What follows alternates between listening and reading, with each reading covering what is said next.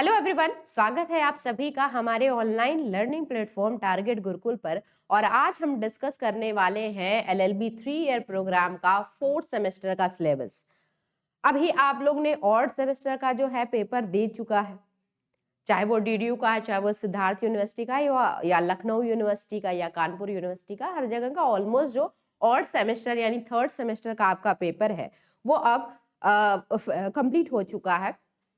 अब आप लोग को टेंशन है कि भाई 4th सेमेस्टर में क्या क्या पढ़ना पड़ेगा, कौन कौन से पेपर देखने पड़ेंगे मुझे या पढ़ने पड़ेंगे। अभी तो एक खत्म हुआ है तो उसी के लिए कि आपको 4th सेमेस्टर में क्या पढ़ना है और कैसे पढ़ना है, ये सारी स्ट्रेटेजी इस वीडियो में मैं आपके लिए लेकर के आई हूँ। तो चलिए पहले डिस्कस करते हैं। जैसा कि आपने प्रीवियस अपने सेमेस्टर में भी देखा था कि 5 पेपर आपको पढ़ने होते हैं, तो सेम उसी तरह से 5 पेपर इसमें भी आपको 4th सेमेस्टर में जो है वो देखने को मिलेंगे। तो चलिए पहला जो पेपर देखने को मिलेगा वो होगा आपका एडमिनिस्ट्रेटिव लॉ। एडमिनिस्ट्रेटिव लॉ जिसको बोलते हैं प्रशासनिक विधि। अब एडमिनिस्ट्रेटिव लॉ ये क्या है? तो भाई ऐसी विधि है, ऐसा एक कानून है जो प्रशासन को चलाने में हेल्प करता है। तो वैसे बच्चे जो जैसे एसडीएम बनना चाहते हैं, डीएम बनना चाहते हैं, उनके लिए तो ये बहुत जरूरी है। एडमिनिस्ट्रेटिव लॉ उनको अलग से भी पढ़ना पड़ता है, लेकिन as a law student administrative law क्या है, इसका क्या इंपॉर्टेंस है, इसमें कैसे ड्यूटीज जो है वो डेलीगेट करी जाती है, ठीक है, ये सब चीजें आपको इस एडमिनिस्ट्रेटिव लॉ में जो है वो दिखने वाला है। फिर जो दूसरा पेपर है हमारा वो है एनवायरमेंटल लॉ। एनवायरमेंटल लॉ बहुत इंपॉर्टेंट और रेलेवेंट पेपर है, क्योंकि आप जब भी फर्दर स्टडी करने जाते हो या फिर अपने एग्जाम में भी जाते हो, किसी भी तरह का एग्जाम देने, चाहे वो यूपी पीसीएस जे हो या फिर एपीए हो, तो उसमें एनवायरमेंट से रिलेट करके क्वेश्चन तो पूछता ही है। प्रीटी में नहीं तो मेंस में तो जरूर पूछ लेता है, क्योंकि एनवायरमेंट जो है वो ऐसा सब्जेक्ट है जो कॉन्स्टिट्यूशन से भी रिलेट करता है, जो आपके टॉट से भी रिलेट करता है। तो इसीलिए इसको बहुत अच्छे से आपको पढ़ना है। अगर आप फर्दर हायर स्टडीज में जा रहे हो, लेट सपोज एलएलएम करने जा रहे हो, मास्टर्स करने जा रहे हो, तो उसमें भी बहुत ये हेल्प करने वाला है एनवायरमेंटल लॉ। फिर आपका आता है इंटरप्रिटेशन ऑफ इंस्टीट्यूट्स। कानून को कैसे समझा जाए, उसको समझने के लिए भी पढ़ाई जो है वो करी जाती है। और आप जानते हो कि कोई भी कानून जो होता है उसको कौन समझाता है, इंटरप्रेट कौन करता है? तो वो करता है भाई सुप्रीम कोर्ट के जजेस करते हैं। जजेस का काम होता है इंटरप्रिटेशन। ओके, तो ये इंटरप्रिटेशन अगर आप जज बनने जा रहे हो या फिर ऐसे कोई भी विधिक कार्य में आप विलीन होने जा रहे हो, तो आपको ये इंटरप्रिटेशन ऑफ इंस्टीट्यूट्स पढ़ना बहुत ही जरूरी है और ये बहुत ही इंटरेस्टिंग पेपर होता है। नेक्स्ट है बैंकिंग लॉ। अब बैंकिंग सिस्टम से डील करेगा बैंकिंग लॉ, इसमें तो कोई डाउट ही नहीं है। फिर है लेबर लॉ। लेबर लॉ जितनी भी इंडस्ट्रीज है, फैक्ट्रीज हैं पूरे इंडिया में, उसमें कैसा लेबर लॉ चलता है। इंडस्ट्रियल डिस्प्यूट का अपना अलग है, मिनिमम वेजेस का अपना अलग है, ट्रेड यूनियन क्या है, इसके अंतर्गत लेबर लॉ के अंतर्गत आपको बहुत तरह के इंस्टीट्यूट्स जो हैं, एक्ट जो है वो पढ़ने पड़ेंगे। तो ये 5 पेपर आपको पढ़ना है और ये 5 पेपर में से आपको बहुत कम सा ही पेपर है जो इंटरेस्टिंग लगेगा, वरना बहुत ज्यादा पढ़ने वाले ये पेपर हैं आपको, ठीक है। तो चलिए अब इसको इजी तरीके से पढ़ने के लिए हम क्या कर सकते हैं। तो जैसा कि आप सभी जानते हैं हमारा जो सारथी बैच है वो सेमेस्टर में आपकी हेल्प करता है। और जो भी सेमेस्टर का बच्चा होता है वो सारथी बैच के साथ अपना सेमेस्टर का प्रिपरेशन जो है बहुत अच्छे और कॉम्प्रिहेंसिव वे में कर सकता है। तो उसी क्रम को जारी रखते हुए हम लोग इस बार भी 4th सेमेस्टर का अपना एलएलबी का सेमेस्टर जो सारथी बैच है वो लेकर के आ गए हैं। अभी इसकी प्राइस जो है वो 599 की है, जिसपे और भी डिस्काउंट मिल जाएगा अगर आप 20 जन तक करते हैं, 20 जनवरी 2025 तक। तो अगर आप सेमेस्टर 10 करते हैं तो आपको इस प्राइस पे 10% और ऑफ मिल जाएगा और आपका पूरा सेमेस्टर जो है इतने ही प्राइस में कंप्लीट करा जाएगा। लास्ट टाइम में सिलेबस कवरेज थोड़ा सा रह गया था, वो इसलिए क्योंकि एग्जाम्स डेट बहुत अचानक से आ गई थी। लेकिन इस बार हमारे पास फैब, मार्च, अप्रैल और मई का आधा है, तो 3.5 से 4 महीने हैं वी हैव। तो हम यहाँ पूरी कोशिश करेंगे कि 100% जो है सिलेबस कराया जाए और रिवीजन भी कुछ कराए जाए। और अगर आप ये चीज़ परचेस करते हो, ये बैच परचेस करते हो या इनरोल होते हो इसमें, तो आपको मेंटरशिप मिलती है, मेरी मेंटरशिप मिलेगी आपको। फिर उसके बाद आपको पीपीटीज, जिस पीपीटी से, जिस नोट से आपको पढ़ाया जाएगा वो नोट्स भी आपको मिलेगा। और PYQ जो प्रीवियस ईयर क्वेश्चन होंगे, ये भी हम कोशिश करते हैं वैसे कि 5 साल मिल जाए, नहीं तो 2 से 3 साल की तो आपको डाली दी जाती है ऐप पे, जिसके थ्रू आप देख लें कि जितनी भी पढ़ाई की है क्या वो रेलेवेंट है या नहीं है, या फिर ये ऐसा पेपर आता है तो हम सॉल्व कर सकते हैं या नहीं कर सकते हैं। और कोशिश भी करी जाती है कि यहाँ पे बच्चों को एक आध क्वेश्चन पेपर पूरा आंसर के साथ जो है वो सॉल्व करा दिया जाए, ठीक है।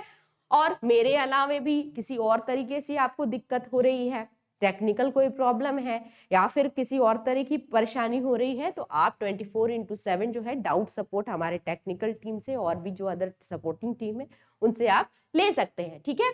और इस बैच को परचेस करने के लिए या फिर देखने के लिए, एनरोल करने के लिए आप टारगेट गुरुकुल जो ऐप है प्ले स्टोर से डाउनलोड करके वहां से ये सारी चीजें आप कर सकते हो।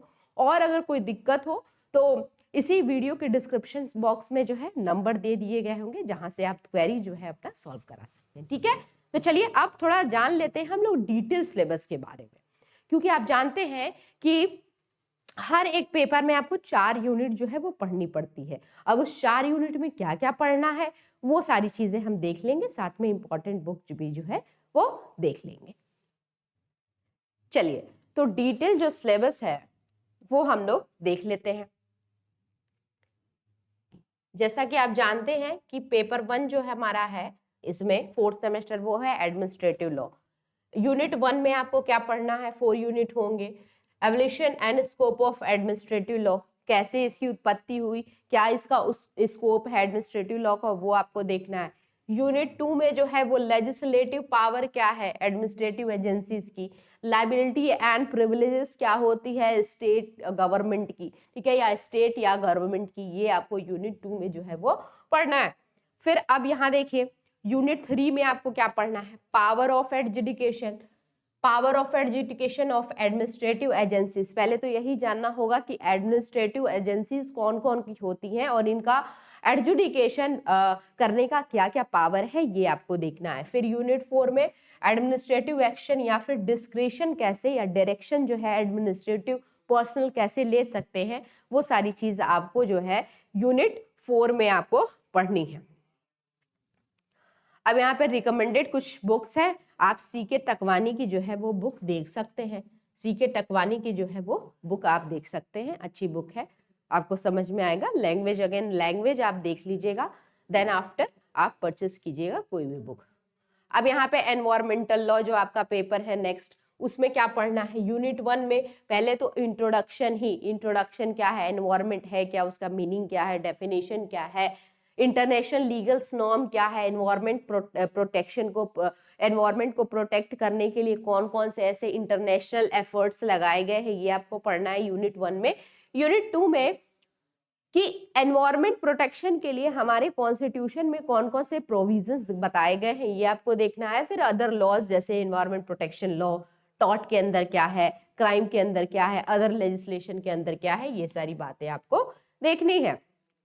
फिर यूनिट 3 में आपको क्या देखना है कि एनवायरमेंटल प्रोटेक्शन एक्ट जो 1986 है वो अलग से एक्ट है, वो आपको पढ़ना है। Water prevention and control of pollution act 1974 का है, ये आपको पढ़ना है। फिर air prevention and control of pollution act है, ये भी आपको जो है वो पढ़ना है। और चौथा और सबसे बड़ा कह सकते हैं जो एक्ट है, जो एक्ट है वो है wild protection, the wild life protection act 1972, ये आपको देखना है, इसमें ये सारी चीजें देखनी है। और लास्ट में NGT, national green tribunal act जो है 2010 का, ये आपको देखना है, ठीक है। इसके लिए आप अनिरुद्ध प्रसाद की बुक देख सकते हैं, अनिरुद्ध प्रसाद की जो बुक देख सकते हैं, ठीक है। साथ ही साथ सीपी सिंह की भी जो है वो आप देख सकते हैं बुक। अगेन जो लैंग्वेज आपको समझ में आए जिस भी बुक की, वो आप लीजिएगा। अब यहाँ पे आ जाइए, जो नेक्स्ट पेपर है हमारा इंटरप्रिटेशन ऑफ इंस्टीट्यूट्स, इसमें इंट्रोडक्शन करना है पहला यूनिट। दूसरे में इंटरनेशनल एड एंड इंटरप्रिटेशन कैसे होता है वो पढ़ना है। तीसरे में क्या पढ़ना है, external aid and construction etcetera, ये आपको पढ़ना है। थोड़ा सा ये पेपर आपको अनदेखा सा या फिर पहचाना सा नहीं लगेगा, लेकिन आपको घबराने की जरूरत नहीं है, ये पेपर बहुत आसान है, तो अच्छे से इसको करेंगे। रूल्स ऑफ इंटरप्रिटेशन क्या है, लिटरल रूल क्या है, golden mischief rule, harmonious construction क्या है, वेरियस इसमें मैगजीन्स आ जाएगी, ठीक है ना, एजुडम जेनरेश, ठीक है, नॉस्टर और सोइस, ठीक है, इस तरह से बहुत सारी आपको मैगजीन देखने को मिलेगी।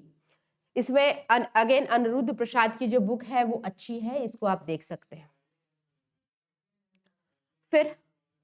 फिर जो हमारा सेकंड लास्ट पेपर है वो है बैंकिंग लॉ। बैंकिंग लॉ में भी आपको 4 यूनिट देखने को मिलेगा, जिसमें बैंकिंग रेगुलेशन एक्ट है ये अलग से 1949 का, ये आपको देखना है। रिजर्व आरबीआई बैंक एक्ट जो है 1934 का, वो देखना है। नेगोशिएबल इंस्ट्रूमेंट एक्ट 1881 का है, इसमें पार्ट 1 देखना है। फिर एनआई का ही एक्ट पार्ट 2 देखना है। इसमें आप जो भी बुक आपको समझ में आए, अवतार सिंह की या फिर एचपी गुप्ता की, इसमें आप देख सकते हैं, ठीक है। नहीं भी देखेंगे तो कोई बात नहीं, एक्ट जो है वो डाउनलोड हो जाएगा आपका सॉफ्ट कॉपी में, उसको देख लीजिए। बाकी अगर आप कोर्स में एनरोल करेंगे तो आपको पीपीटीज मटेरियल मिलेंगे, वो इनफ होगा आपको कवर करने के लिए बैंकिंग लॉ, ठीक है। लेबर लॉ में 4 तरह के एक्ट तो पढ़ने ही पड़ेंगे मिनिमम। पहला कौन सा है, इंडस्ट्रियल डिस्प्यूट एक्ट 1941। अब देखो भाई, इंडस्ट्री स्टैब्लिश होती है तो जो वर्कर होता है, जो एम्प्लॉयर होता है और एम्प्लॉई होता है, उन दोनों के बीच में क्या होता है, कन्फ्लिक्ट होता ही है। कहीं भी रहेंगे लोग तो कन्फ्लिक्ट तो होगा ही। तो कैसे इस डिस्प्यूट को जो है वो रिजॉल्व कराया जाए, कैसे सुलह समझौता कराया जाए, कैसे निपटारा कराया जाए, तो इसके लिए एक एक्ट बनाया गया 1947 में, जिसका नाम दिया गया इंडस्ट्रियल डिस्प्यूट एक्ट 1947। फिर इसी को कंटिन्यू कर देगा यूनिट 2 में, और यूनिट 3 में फिर एम्प्लॉयज कंपनसेशन एक्ट 1923। अब फैक्ट्री में ही या फिर काम के दौरान ही किसी भी वर्कमैन को जो है लॉस हो जाता है, इंजरी हो जाती है, तो उसके कॉम्पनसेशन का जो भार है वो किस पे जाता है, तो एम्प्लॉय पे जाता है, ठीक है। एम्प्लॉय नहीं, एम्प्लॉयर पे जाता है, ठीक है ना, जो काम देता है। अब यहाँ पे यूनिट 4 जो है वो क्या देता है, अदर लेजिस्लेशन, जिसमें आपको ट्रेड यूनियन और मिनिमम वेज एक्ट जो है वो पढ़ना है। इसके लिए भी आपको बुक लेने की जरूरत तो नहीं है, एज इट इज, अगर आपको इंटरेस्ट हो तो ले लीजिए, नहीं तो ये जो बेयर एक्ट है ये सॉफ्ट कॉपी डाउनलोड हो जाएगी, और जो पीपीटी आपको प्रोवाइड होगा वो आपके लिए सफिशिएंट रहेगा ये चीज कवर करने के लिए, ठीक है। तो आई होप ये वीडियो लेक्चर आपको समझ में आया होगा, जो डिटेल सिलेबस है और जो भी इंफॉर्मेशन है रिगार्डिंग द बैच वो आपको अच्छे से समझ में आया होगा। इसके बावजूद भी अगर आपके पास कोई क्वेरी है तो आप गिवन नीचे जो नंबर्स दिए गए हैं उस पर आप कांटेक्ट करके अपने क्वेरी को रिजॉल्व करा सकते हैं, ठीक है। तो आज के लिए इतना ही, मिलते हैं फिर नेक्स्ट क्लास में, तब तक के लिए धन्यवाद।